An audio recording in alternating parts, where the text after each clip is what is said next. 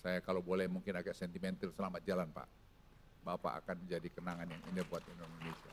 Walaupun masih 2-3 bulan Pak Presiden, ini sebenarnya merupakan satu ekosistem yang kita bangun. Dan jadi kita makin yakin Pak Presiden, dengan ekosistem yang sudah terbangun ini, Indonesia tidak bisa diabaikan lagi dari mana-mana. Dan ini saya kira yang coba dicontoh banyak negara sekarang ini. Tapi kita memang harus konsisten dalam dua hal. Satu mengenai legal kita, yang kedua mengenai policy kita. Jadi policy itu jangan ada di overrule lagi, kita harus bisa konsisten. Karena itu yang menjadi sangat penting Bapak Presiden dan juga kami pembantu-pembantu Bapak untuk melihat anoda adalah salah satu komponen utama dalam lithium baterai yang berperan sebagai sumbu negatif.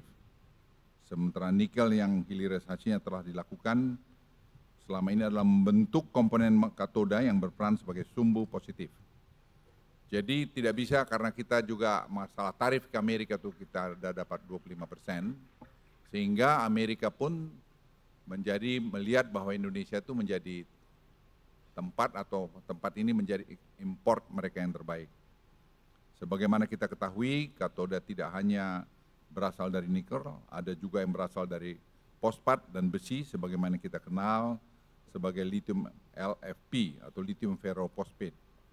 Namun apapun jenis katodanya, nikel atau LFP, tetap membutuhkan anoda agar lithium baterai dapat berfungsi. Dan ini sangat penting, sekali lagi Bapak Presiden kami laporkan, yang berkali-kali Bapak arahkan kita membangun ekosistem, ini bagian daripada ekosistem yang kita bangun. Inilah pentingnya investasi BTR, New Energy Material di Indonesia. Mereka adalah produsen anoda baterai terbesar di dunia dengan teknologi yang paling maju. Pabrik yang akan Bapak resmikan saat ini memiliki kapasitas 80.000 ton yang cukup untuk membuat 1,5 juta mobil listrik.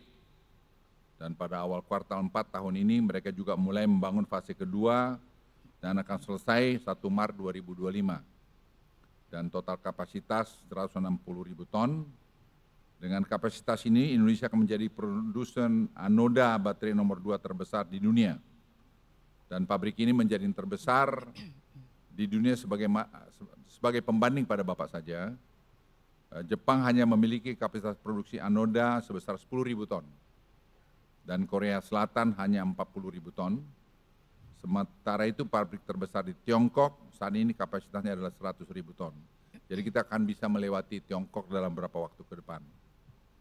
Dengan adanya pabrik anoda baterai ini, ekosistem industri lithium baterai di Indonesia akan semakin lengkap.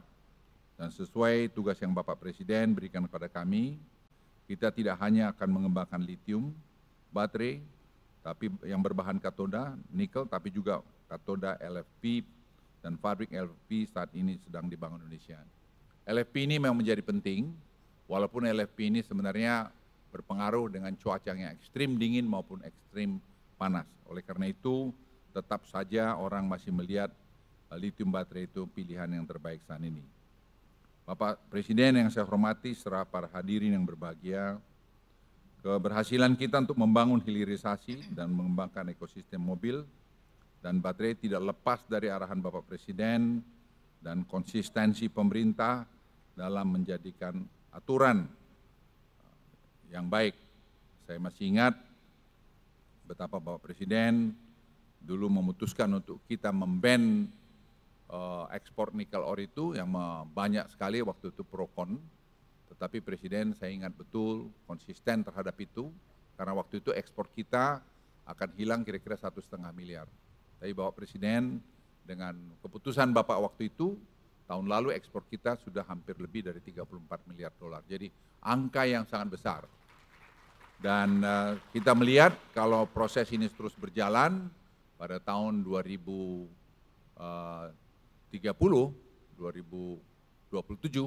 kita akan meningkatkan sampai 30 miliar dolar ekspor kita dari hilirisasi ini. Dan ini saya kira akan membuat Indonesia ekonominya menjadi tambah penting. Kredibilitas ini menjadi penting karena ini akan menjadi dasar kepercayaan bagi investor. Kita tidak dapat bersaing lagi dengan negara-negara tetangga hanya sekedar mengendalikan insentif. Tidak hanya insentif, Tetapi kredibilitas dan kepercayaan menjadi faktor kunci yang harus kita pertahankan. Kita akan memiliki pesaing dalam pengembangan KEK dari Johor dan Singapura, yang pada awal tahun ini akan ditandatangani Koridor Special Economic Zone, di mana Johor akan menyediakan lahan dan sumber daya energi yang kompetitif, di mana Singapura mendukung dengan kualitas SDM yang tinggi. Saya senang Bapak Presiden selalu mengatakan kita kompetitif, kita harus kompetisi. Kami tidak takut bersaing dengan mereka karena kita juga memiliki modal kekuatan yang baik serta kredibilitas kepercayaan yang selama ini sudah kita bangun. Dan saya percaya dengan leadership Bapak, walaupun Bapak beberapa waktu lagi akan meninggalkan pemerintahan, memimpin ini, tapi Bapak telah meninggalkan legacy yang saya kira tidak mudah dibentuk oleh orang lain. Dan saya percaya Bapak Presiden sepanjang waktu orang akan mengenang bahwa Bapak telah meletakkan landasan negara ini menjadi negara industrialisasi. Tidak hanya pengekspor raw material. Saya kalau boleh mungkin agak sentimental, selamat jalan Pak. Bapak akan menjadi kenangan yang indah buat Indonesia. Walaupun masih 2-3 bulan Pak Presiden, tapi saya kira acara penting semacam ini menurut saya sangat, buat saya pribadi sangat menyentuh. Karena saya ingat Pak di depan pintu masuk istana di yang belakang, Bapak firm untuk menyangkut kita memban ekspor nikel ore, dan itu merupakan tantangan. Kita kehilangan 1,5 miliar waktu itu, 1 miliar sekian, tapi sekarang buahnya kita lihat Pak, kita disegani, dihormati, dan teknologi kita tambah bagus, dan ekspor kita akan meningkat. Jadi saya yakin dalam kurun waktu yang tidak lama, ekspor kita dalam turunan hilirisasi ini, Bapak Ibu sekalian akan meningkat sangat signifikan.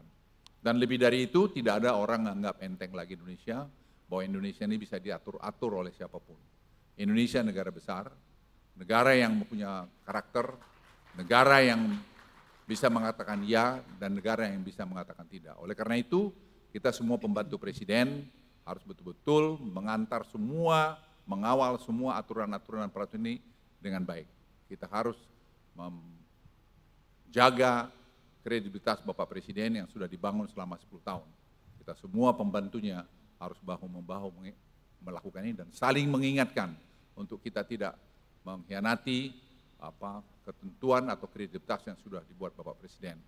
Itu Bapak Presiden dari saya, dan saya sekali lagi rasa hormat pada Bapak, karena Bapak telah memimpin kami, paling tidak dari saya sendiri selama 10 tahun yang pernah berada di bawah Bapak, dan masih ada 2-3 bulan ke depan.